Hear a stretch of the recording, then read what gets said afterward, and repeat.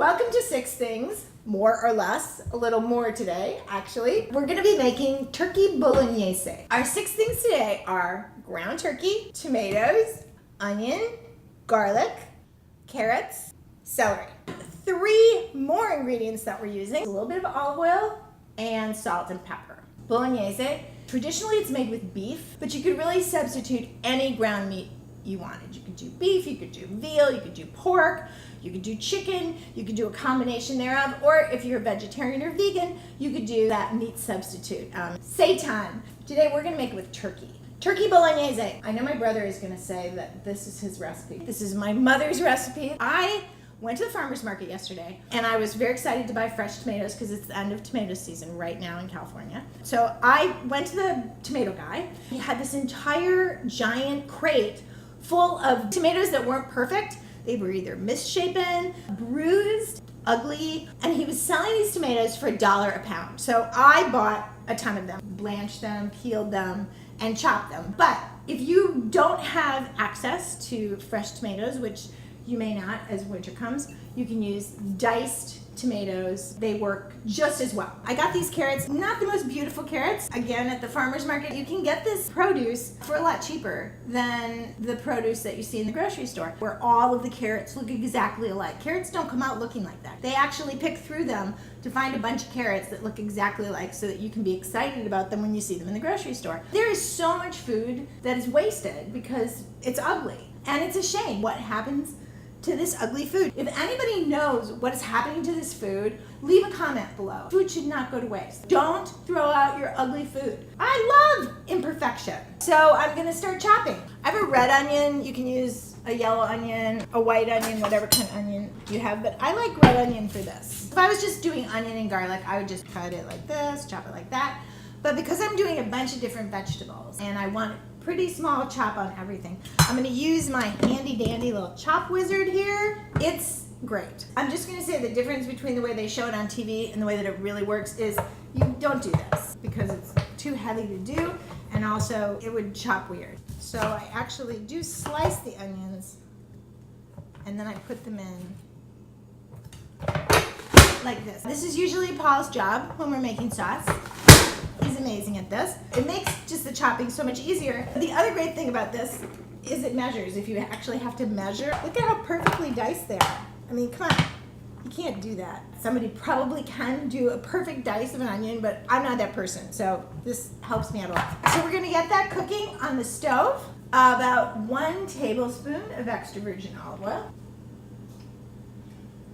I'm gonna put the flame on a medium. We never want to heat our oil too hot.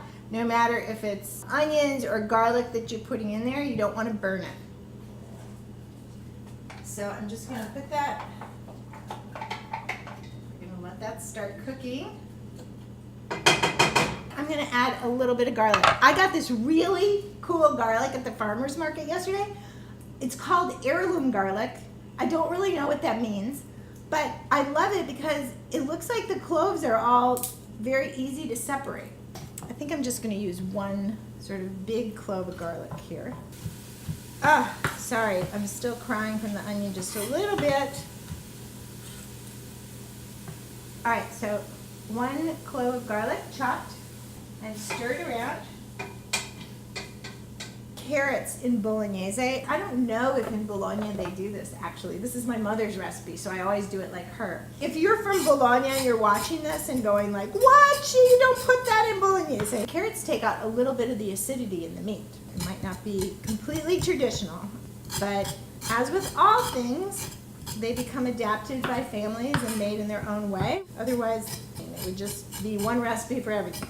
So I do carrots and celery. If I had fennel right now, I would use the fennel instead of the celery because I like that flavor, but I don't have fennel today. Slice them up, not too thin of slices, and chop them up in our chopper. So I've got a little bit of celery, and I'm just going to rough chop it. Just put that in like that, and that goes down too. So we're going to add our carrots and celery. Look how pretty that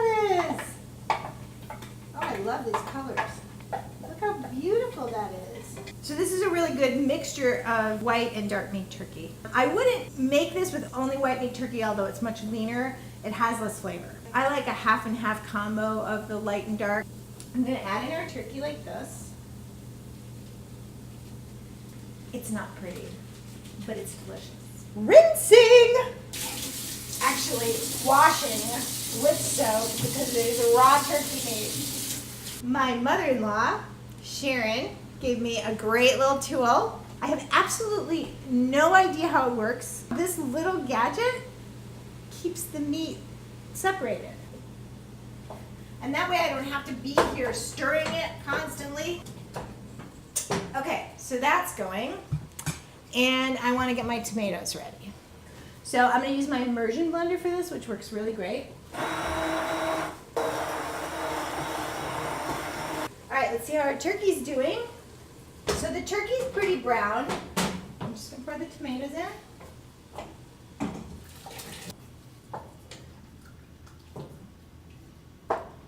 So that's basically it. I'm just going to add a little bit of salt and pepper. So a pinch of salt. Never, never, never oversalt your food. Just a little bit of pepper, or you could use a 1/4 teaspoon of chili peppers if you wanted to too. Make it a little more spicy. There are a couple other options for spices. You know how I said you could add in different ground meats? If you were making it with lamb, I would definitely put some cumin in there. But we're going basic turkey B. All right, we just need to wait for about an hour while that cooks. Bolognese sauce traditionally is served over pasta, spaghetti alla bolognese. But today we're going to do something a little bit different. We're going to serve it over spiralized zucchini. I think this is a great option for people who are gluten-free, don't do carbs, or who just want something a little bit lighter. We're going to spiralize the zucchini. You can buy spiralized vegetables at the market. Generally, it's 10 ounces of spiralized zucchini for about $4.99. And they say it's for 6 people. It's definitely not for 6 people that I know. These zucchini were $2 a pound. This is 11 ounces, this one zucchini. So $4.99 at the store. Oh God, I have to do math again.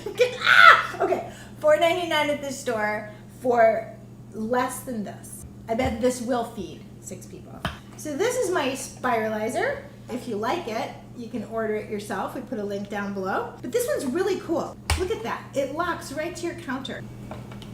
Stick your zucchini or whatever your squash is onto here, and then you stick it on the other side. This handle comes down on this side. And there you go. Look at that. Could not be easier. You can make cooking a family fun thing as long as you don't let your kid touch the blade and you do that yourself. This is actually really fun. And you can do this with carrots, you can do it with butternut squash. Woo, look at that. Making a ton of it. And then when you're done, just take these off, and I can use these in soup. I just throw them into a bag, throw them in the freezer, and use them later. Now we're gonna cook these. You don't wanna boil this. You wanna cook them a little bit. You don't want them raw. Look at this. Look at this! This is insane! This is so fun. This is a serving for 6 people right here. The whole idea behind blanching them is just to heat them up a little bit, because you're gonna put hot sauce on them, which would probably cook them, but it'll also bring down the temperature of the sauce. So you want everything to be hot when you put it together. My water's boiling. So I'm just gonna take this zucchini. Whoa, be careful, this water is very hot. Don't stick your hands in it. You don't want it to cook, because you want it to be like an al dente pasta, right? So you don't want it all mushy. And then I'm literally just taking it right back out and putting it in this bowl. You could also use a colander for this, but why do something the easy way when you can do it the hard way? All right, so there you go. See how it's a little bit shiny? It's a little bit more soft than it was before, but it's not mushy. Let's have a look at our sauce. Yes. See that? Meat sauces, generally you want to cook them at least an hour. when you first start cooking a sauce, the meat looks separate. It looks like meat, juice, vegetables, tomatoes. When you are done cooking a meat sauce, it's just really rich and the tomatoes are covering all of the turkey and it all looks unified. So I know this is done. And I'm just gonna ladle that right on there. That looks so pretty and it's so healthy. It smells so good.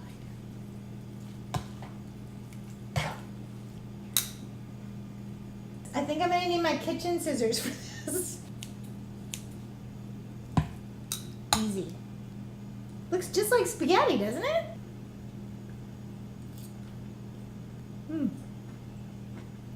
It's delicious. Turkey Bolognese over spiralized zucchini. Hi, it's Michelle. Thanks for watching 6 Things, more or less. If you enjoyed what you saw today, give us a like, maybe share it on Facebook. And don't forget to subscribe! And...